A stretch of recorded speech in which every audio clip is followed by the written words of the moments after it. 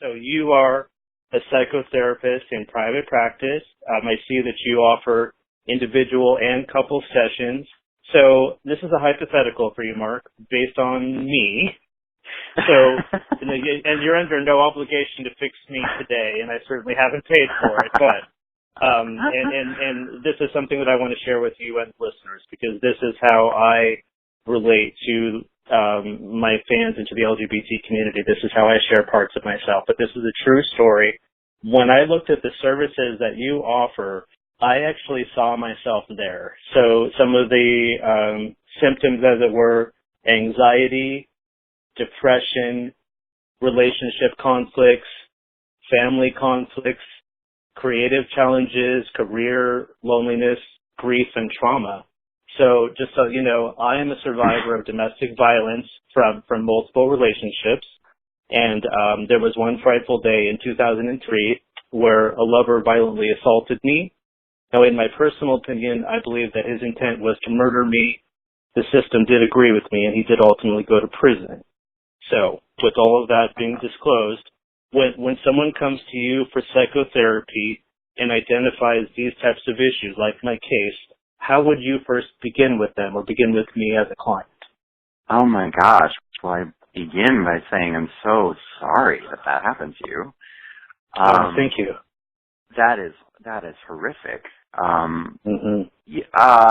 You begin by creating safety, but it's ideally a safe space in which to heal and to develop a strong sense of self through talking.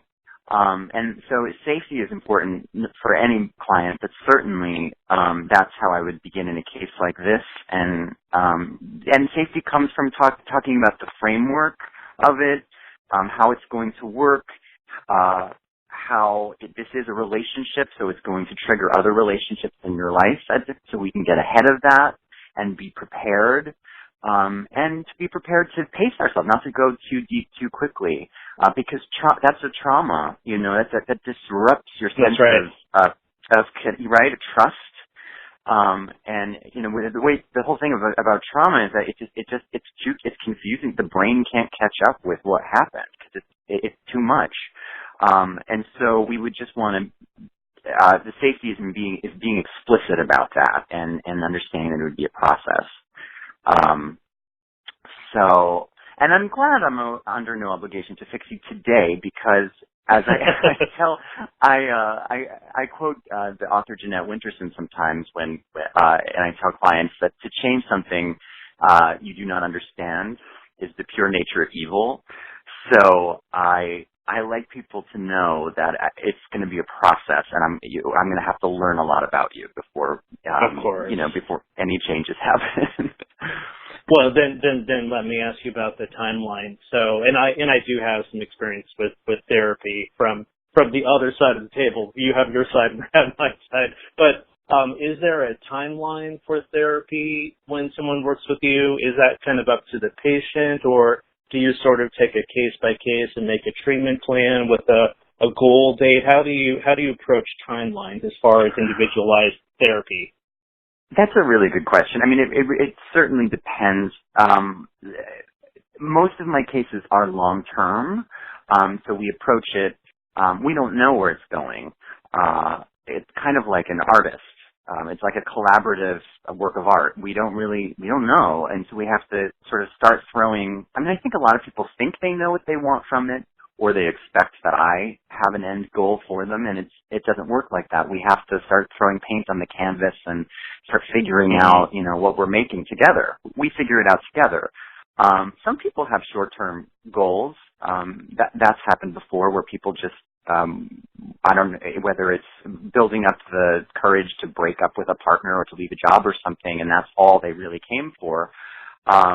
But in most of my clients are long term, and we figure out sort of where it's going together. That's great. And now, Mark, what type of rewards would you say that you feel, kind of on a professional and a personal level when you're working with individuals and couples, when you're helping them? What are some of those rewards?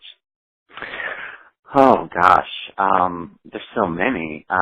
It's such a privilege to have people trust you with their most intimate feelings and stories. And what's rewarding for me is to help people create a cohesive narrative of their life. I think of it more as a mosaic. It's like all of the shards and fragments, like the most painful things and shameful things and the most proud things, all of it. And to help someone piece together their life in that way and to develop a sense of self and to be empowered that's an incredible reward. And how different everyone is. I mean, I love going into the deep end with people, and I mean, I have an acting background, and I've always loved that, really not knowing. We think we know people from the exterior, but really diving deep and getting to discover individuals and to really help them tell their story and not impose one upon them is really incredibly rewarding.